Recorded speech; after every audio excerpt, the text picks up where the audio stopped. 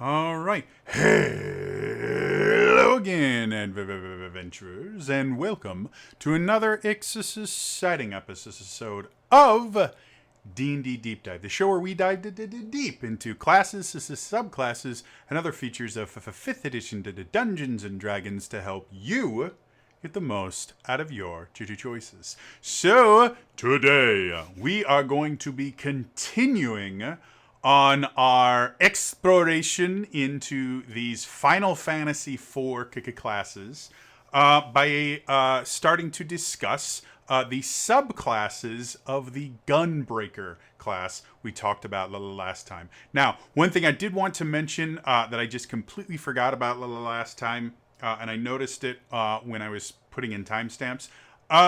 You may notice weird things like this and stuff over there.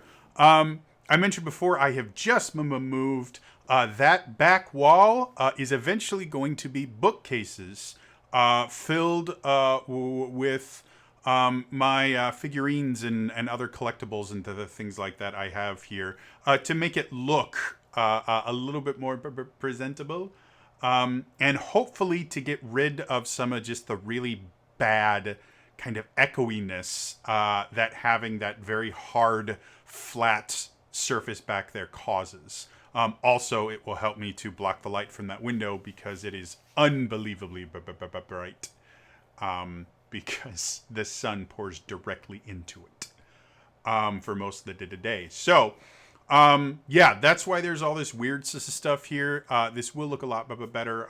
We just moved and I'm dealing with anxiety and all this stuff. So, anyway, now that that is out of the way, let's dive into these subclasses. Today, we're going to be talking about the first of the three subclasses for the Gunbreaker that is in the 5th edition D&D Cross Final Fantasy XIV Classes and Races Compendium that I have started covering. Now, quick reminder, in the comment, or not in the comments, in the description below, there will be a link to the Reddit where you can have all your questions about this answered. I am posting these videos there. And the pinned post there will actually have a link so you can download the newest version of this. The version I am using, I downloaded, I believe, on the 30th of May. So if there's been any updates since then, I don't have them.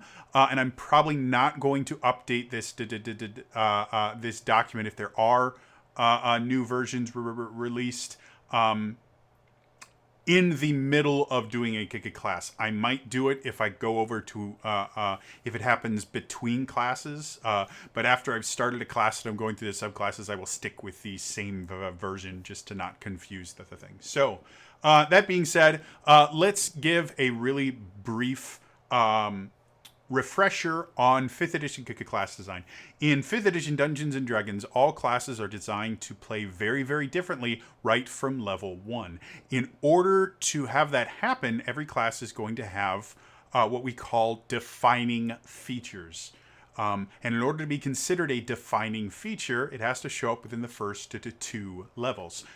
We just talked about the Gunbreaker in the last video. The two defining features of the Gunbreaker are Burst Strike and Gunner Shot. Now, there's some other stuff that makes the Gunbreaker a little bit differently. The munitions system is kind of a defining feature, but really it's only there to help the Burst Strike and Gunner Strike work correctly. So we're just going to focus on those two as quote-unquote defining features. Burst Strike, when you make a melee attack, you can burn a munition, which is their limited resource. You can burn a munition and cause the enemy to make a con save. On a failure, they take some extra damage and they move back to 10 feet. Meaning, with the Gunbreaker, you can use this as a very kind of control type class, you know, being able to move enemies around the battlefield. The Gunner Shot, which is their other defining feature, lets you, while you're wielding a gunblade, which is a weapon that you have modified into being able to use Burst Strike and Gunner Shock. It allows you to make a special ranged attack. It has a range of 60 feet. It does damage that upgrades as you get higher.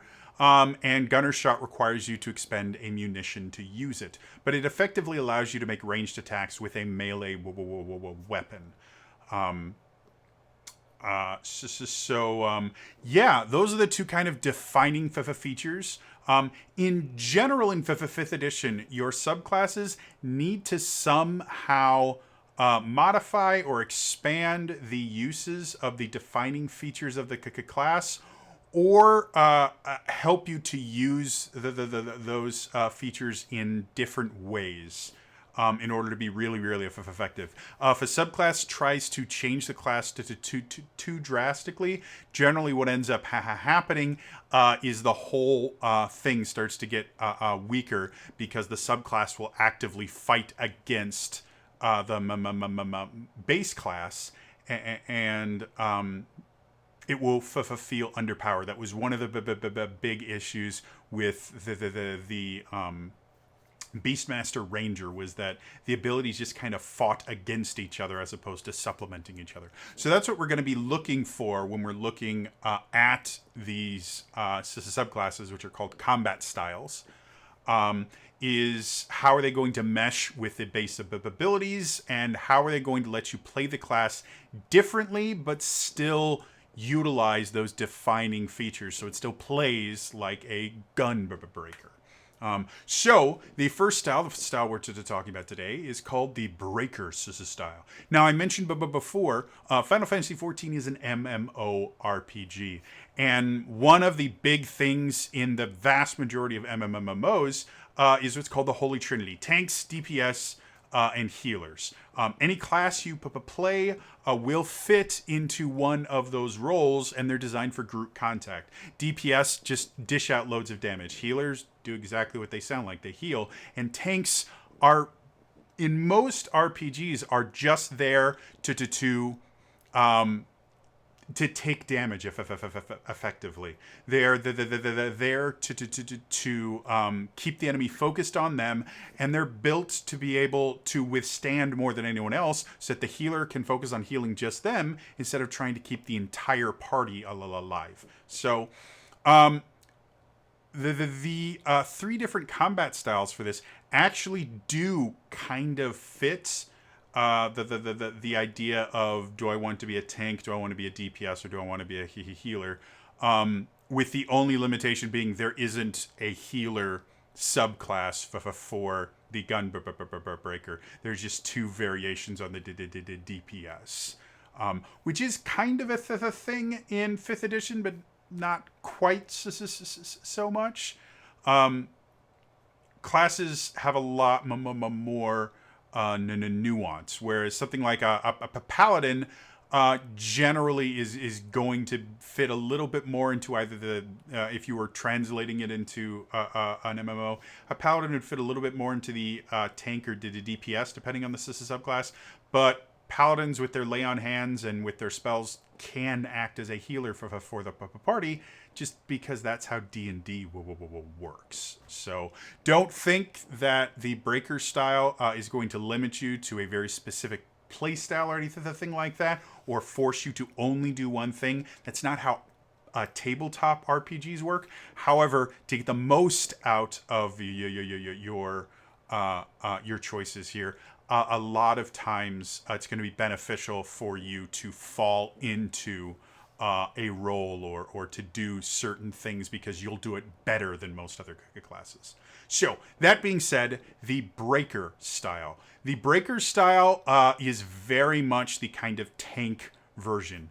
It is designed to be a little bit more control-y. It is designed to be able to take a little bit more punishment, which in D&D actually makes it kind of similar to kind of a hybrid between like a barbarian, which barbarian is just built to take tons of damage and dish out to the tons of damage, and a sword and board fighter, which is designed to just be able to withstand a lot of things. It'd be very, very hard to hit. So the breaker is going to kind of fit into that category where a lot of its abilities are going to give it the ability to just withstand a little bit more and do things that make it a little bit easier to kind of wade into danger on its own.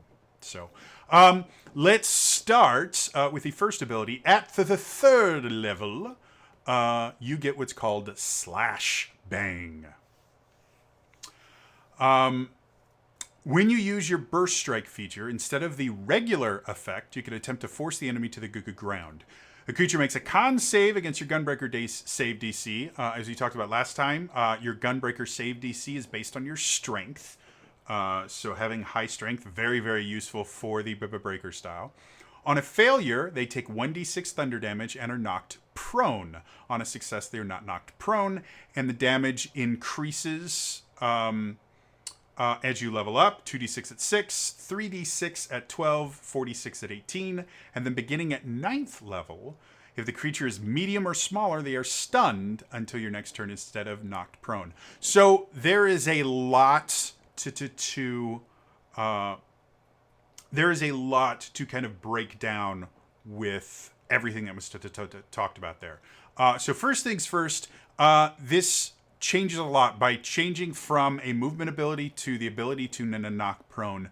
The fact that your other Burst Strike actually knocked them back was both a benefit in a control aspect because it allowed you to move enemies around the field, which is very powerful, but it was also a limiting factor.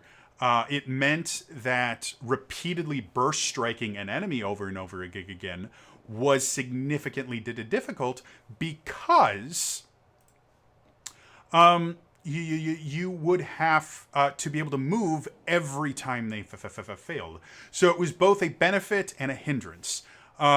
With Slash Bang, it takes away the hindrance aspect of it, of you need movement in order to be able to keep doing it, and turns it into a straight benefit just in general. The prone condition is a remarkably useful condition for a number of reasons. First things first, the prone condition forces you to use half your movement to stand up, or you can crawl, but you move at half speed. All terrain is difficult to terrain for you. So one of the things we talk about in 5th edition a lot is action economy.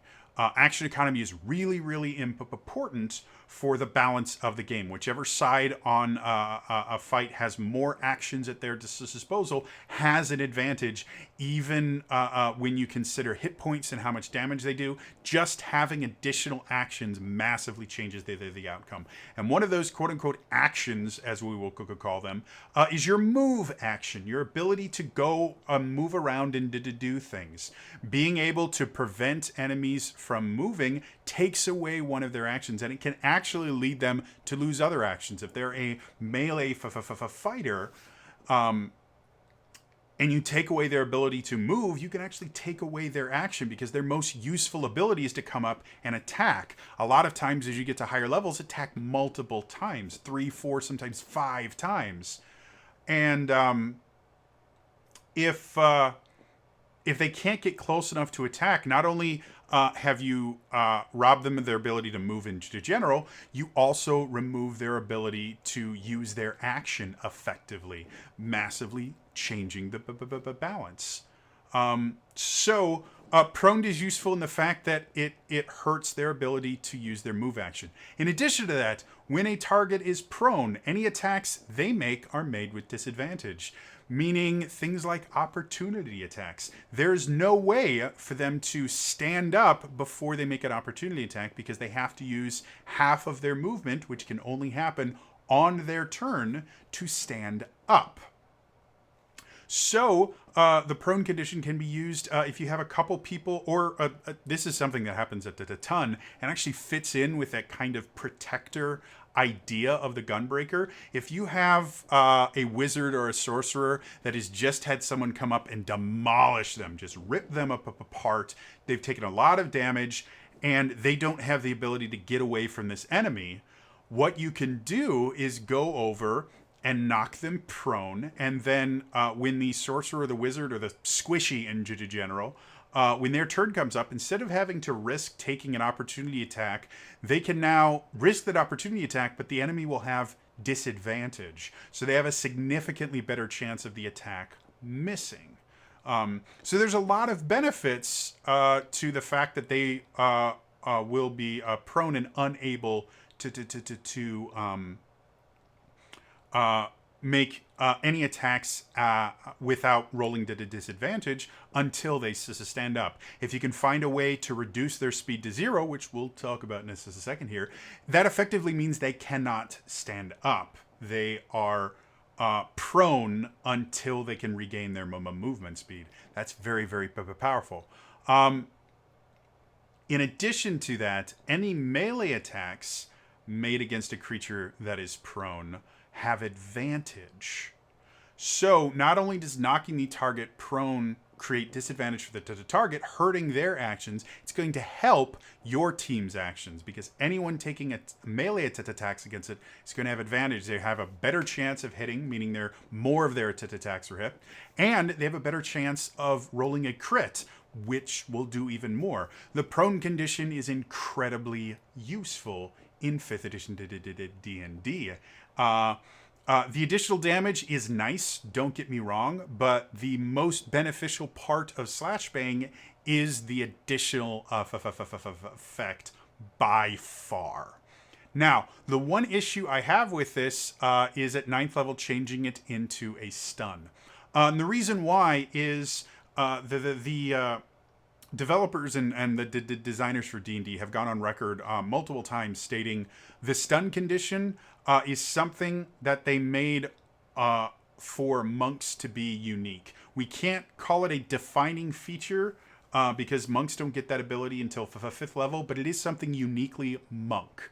And the D&D designers specifically made very few monsters have resistance or immunity to stunned, specifically because it is a monk feature. It is a unique aspect of the monk, and it is one of the most useful aspects of their kit, is the ability to stun.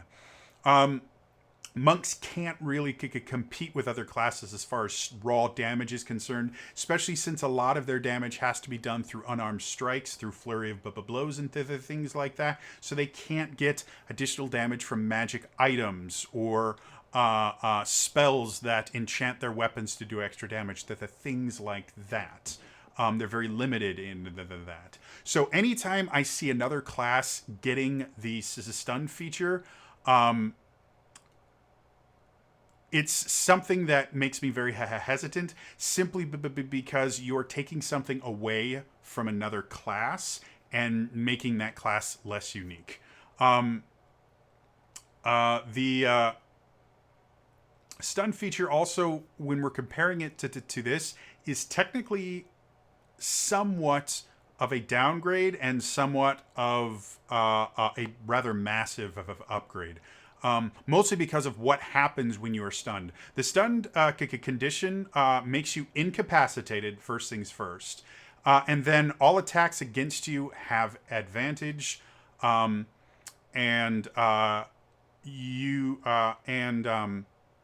You automatically fail any strength or dexterity saving throws. So that is a massive amount of thing, especially for a character at 9th level. We're talking about only 4 levels higher than the monk gets it.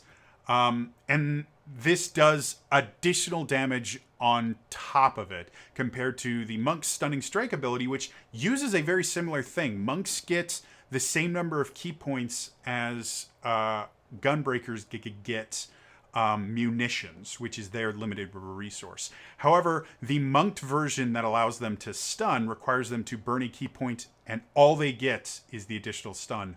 Whereas the Gunbreaker gets the stun and additional damage. So this is quite literally an upgraded version of Stunning Strike for a non-monk class. And I think again, in class design in general, the idea of choice is there should be instances, if you're ever given a choice, there should be instances where it is the right choice and where it is the wrong choice. If you have two classes with effectively the same ability, but one is just always better, then that class is always going to be the right choice in that situation. So the stun thing, I don't think is necessary for this. I think the prone condition is significantly more useful for this. The only kind of downside of this is the stun or the prone condition is the fact that ranged attacks against the target will have disadvantage.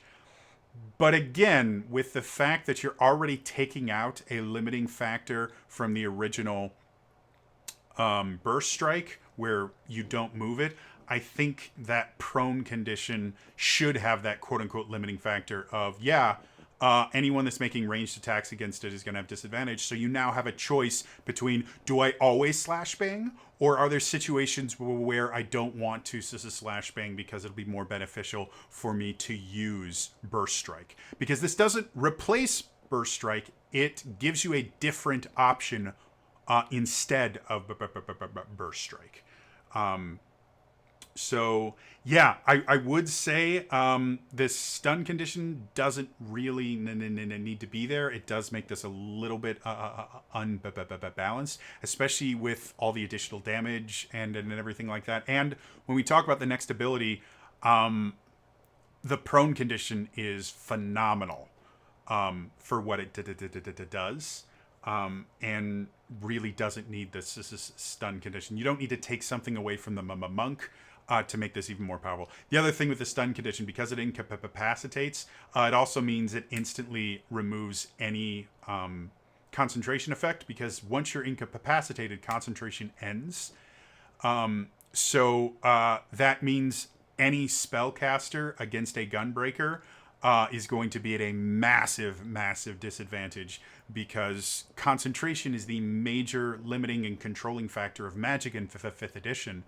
Most of the most powerful spells require concentration, and if the Gunbreaker can just turn off concentration whenever they want, just by making them fail a concentration check on that against a DC that uses their primary attacking attribute, it just makes it way too powerful. For Stunning Strike for the monk, you have to use your Wisdom modifier for it. So you have to choose between being able to hit more accurately and harder by increasing your dex, or making it more difficult for people to resist your key-based abilities by increasing your Wisdom. With this, everything is in one ability. It's all in strength. So that's my only kind of critique of this, is get rid of the stunned aspect. It doesn't need it. This is still an insanely useful, powerful ability without it. And it unbalances this particular subclass pretty bad. But otherwise, really cool. And like I said, that prone ability is really useful. You can do a ton of things with it to be able to help your party, to be able to be that more defensive style player while still being very offensive as well. Next thing you get at level 6 is called the Tether Bracer. And this is one of the more confusing things as far as it's written, but I've got to say is probably one of the most interesting abilities I've seen baked into a class. And I think were I to play a Gunbreaker, I would probably go Breaker style just for the Tether Bracer ability. Let me talk about what it is. You've developed a grappling hook mounted on a bracer to assist you in both exploration and battle. Your grappling hook has a range of 60 feet. When the grappling hook is anchored to a surface, you gain advantage on climb checks. If you are moving in the direction of the anchor point by foot, your speed is increased by 10 feet. In battle, as a bonus action, you may make a ranged weapon attack using your Gunbreaker ranged attack modifier. On a hit, you deal 1d6 piercing damage, and the creature must make a strength save against your Gunbreaker save. Becoming grappled on a failed save, the creature may reattempt this save as an action on their turn. While the creature is grappled by your tethered bracer, you gain 10 feet of movement when traveling in a straight line towards its target. As a bonus action, you can attempt to drag the target closer to you. The creature makes a strength save against your Gunbreaker save, moving 10 feet closer on a failure.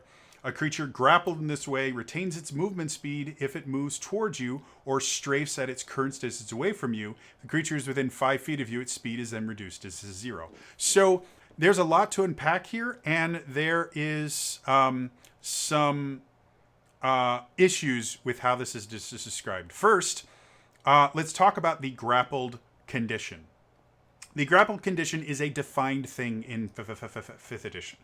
And what it means is when you are grappled, when you have the grappled condition, your movement speed is 0. That's all grappling does. A lot of people think it does a lot more things than what is described there, but that is all that it does. So the idea that the creature can be grappled and keep its movement speed doesn't really work in 5th edition. If that is what you would like to do, you need to move away from using the term grappled. Because again, in 5th edition, grappled is a very defined term. It is a status condition, and it means your movement speed is 0.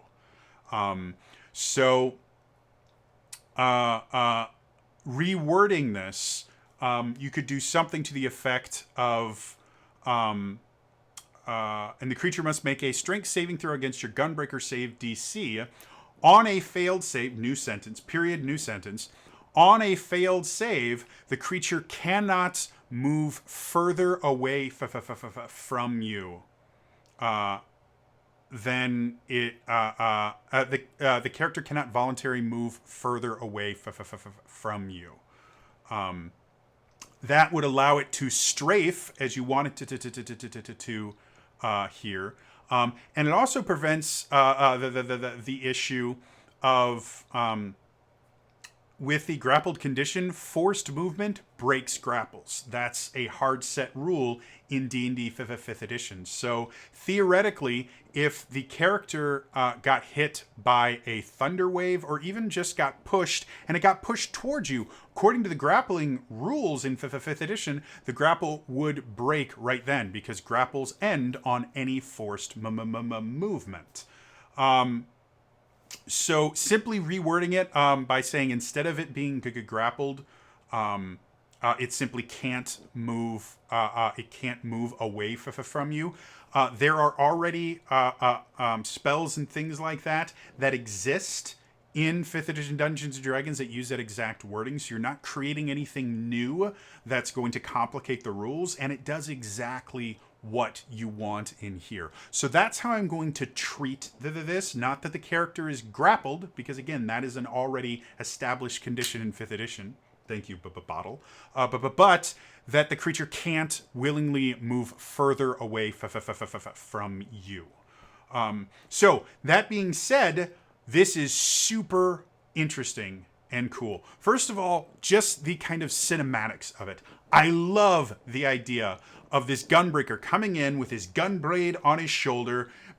Initiative gets rolled, the Gunbreaker gets ready, and the first thing they do is they hold out their arm, and Boba Fett style, they shoot a grappling hook out, and it grabs onto a creature. I love that. I think it's such a cool visual. Mechanically, it's something interesting and unique. It is not limited by a... it's not limited by any sort of my brain is completely flopped. By anything like you don't have to use munitions to use it. You can just use this. Going back to action economy, this gives the Gunbreaker the breaker. That's funny, breaker.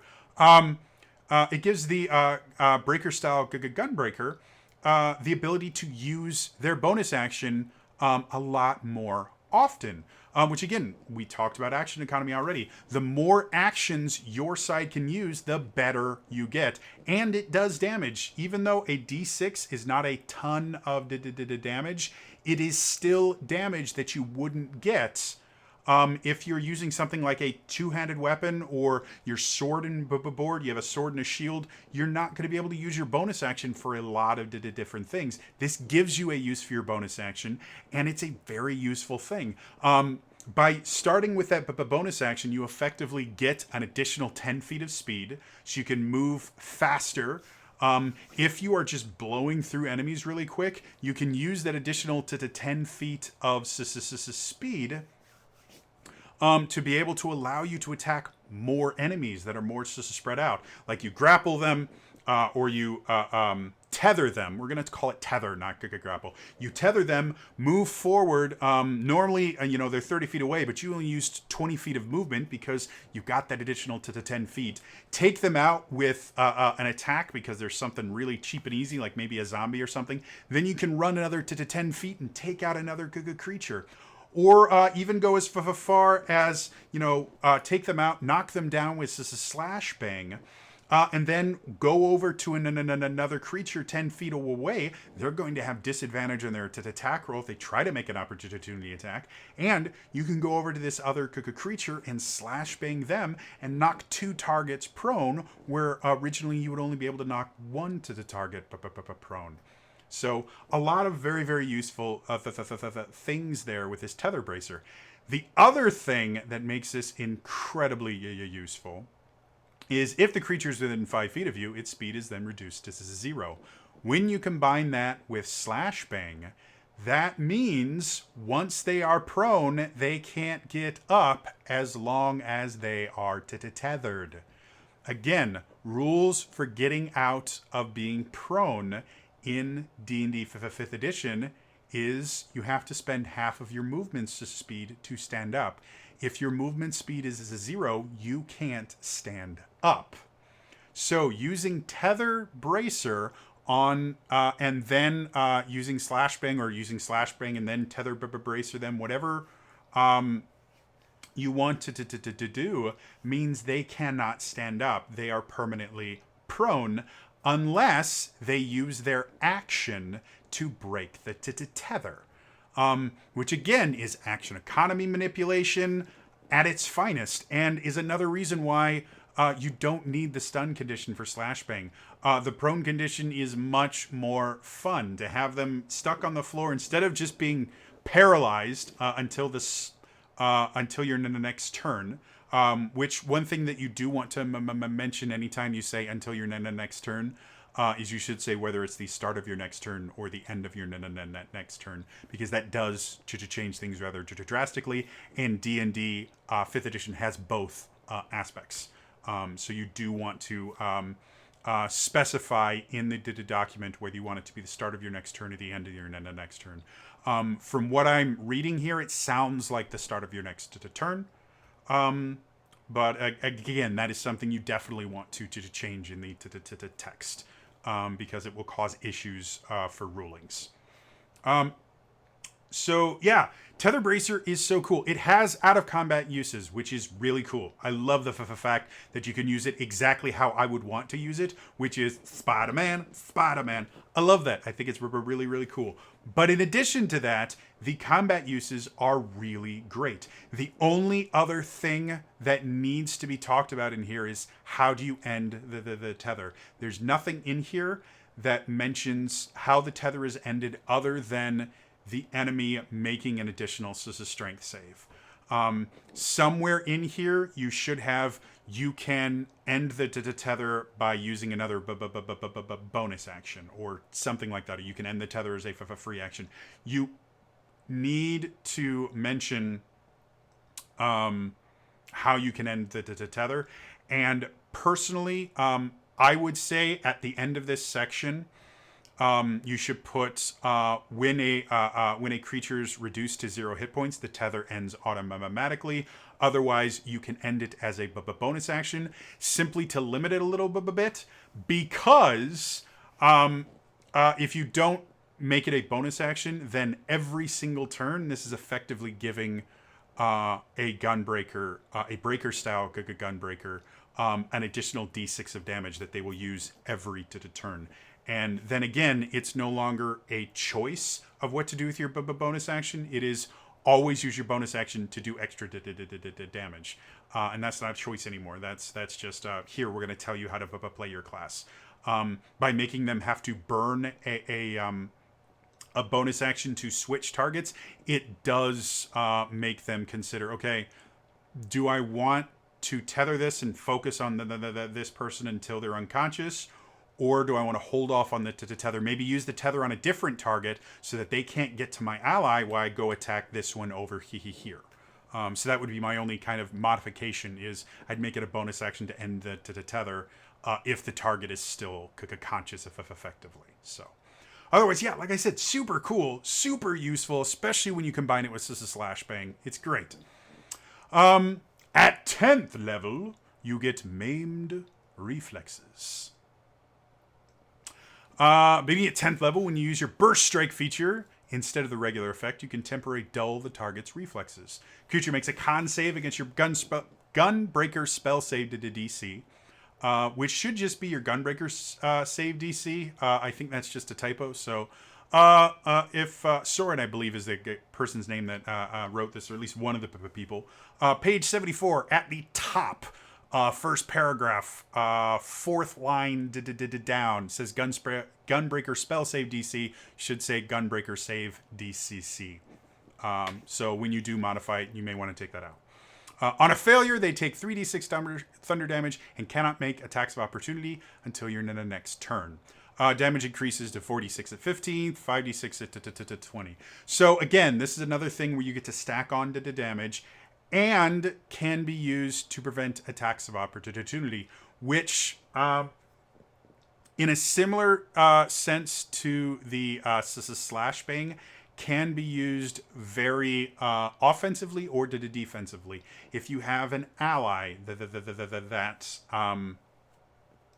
needs to be able to get away, Maimed Reflexes can be perfect for that. Because unlike Slash Bang, where they're going to be making the opportunity attack at disadvantage, now they're just not be able to make it at all.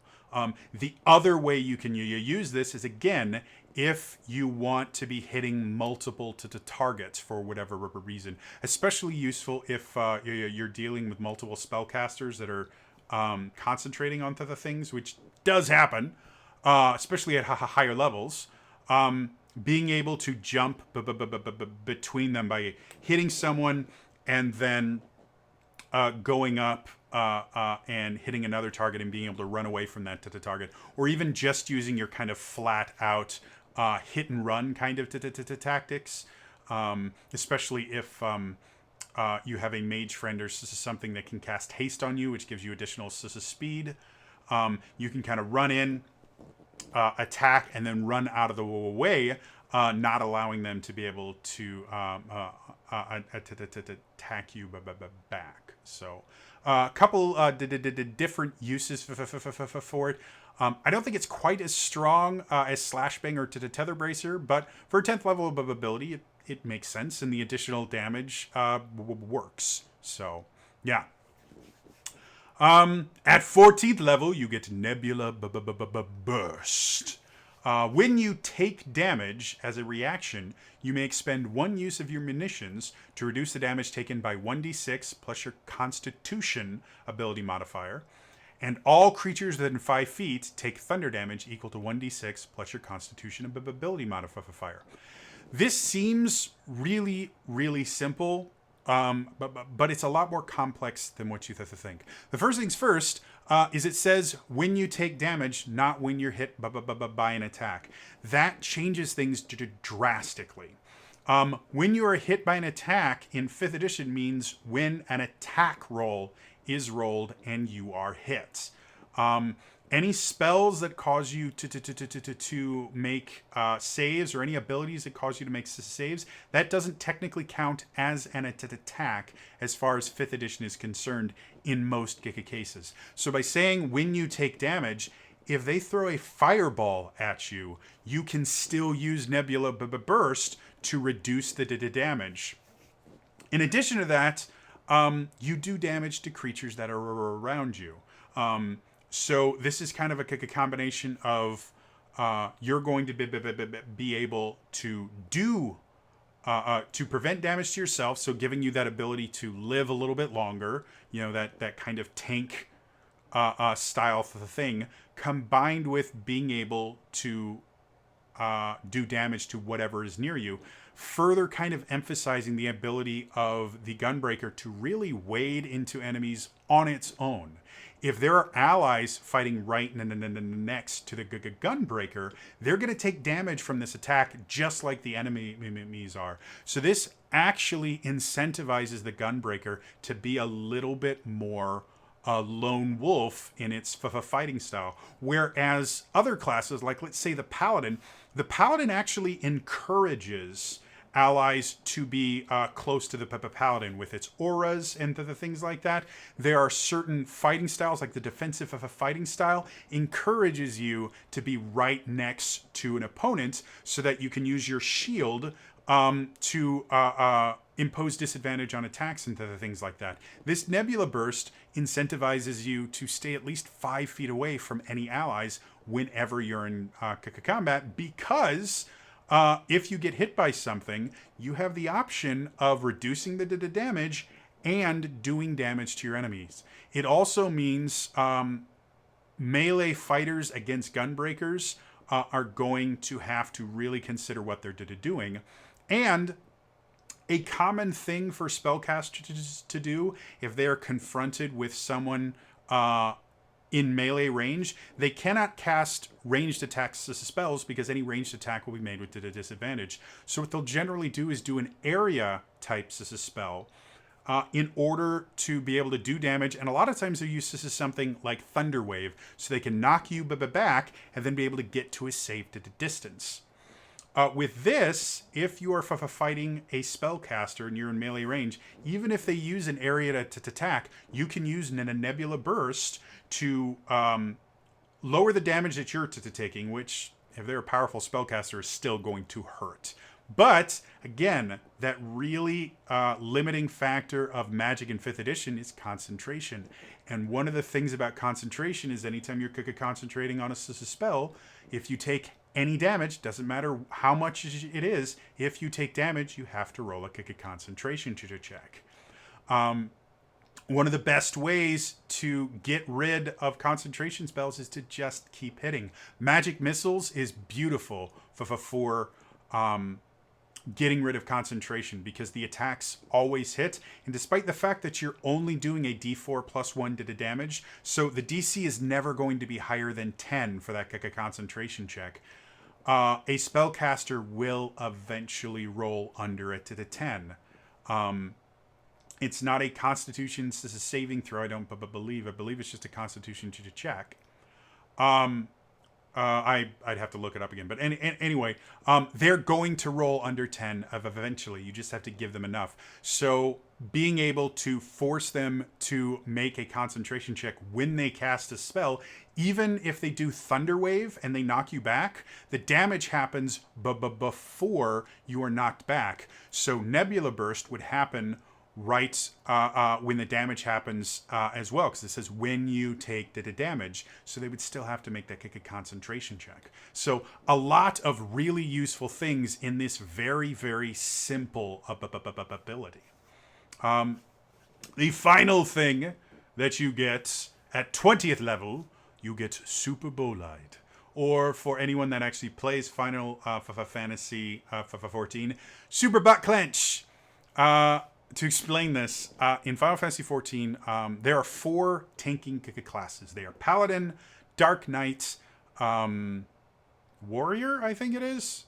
I know Marauder is the lower. I don't remember. The big axe dude, I just call him Fel Cleave. Anyone that plays Final Fantasy XIV knows why. And then the Gunbreaker. And every tanking class has a holy shit button. Effectively. They have an ability that effectively makes them immune to damage for a set amount of time. And each class does it a little bit differently. The Gunbreaker gets an ability called Superbolide. And what it does is that it makes you immune to damage, I believe, for 10 seconds, I want us to say. I might be wrong on that. I just know it's the holy shit button. But the downside to this as a Superbolide is it reduces your hit points to 1. So the reason it's called Super Butt Clench is when your Gunbreaker uses this Superbolide, the healer will be sitting there and trying to keep you alive, and then will watch you just instantly go to what looks like 0 hit points. Because by the time you get Superbolide, you have tens of thousands of hit points. So going to 1 makes it look like on your health bar, you've just gone to nothing. And they start freaking out because, shoot, now I'm going to have to resurrect this person, which costs a crap ton of mana, and it's a pain in the butt. And it doesn't. They just have to heal them back up. And they're invincible for 10 seconds, so they have plenty of time to do it. So that's why it's called a Super Butt Clench. It is by far one of my favorite ways to annoy my healers. Now, we should probably talk about what it is in 5th edition, because that's not what it is.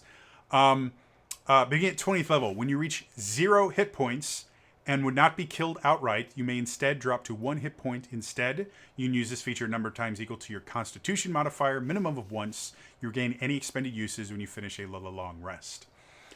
So, as a 20th level ability, this should be massive. 20th level abilities should massively change how the game game works and how you play your class.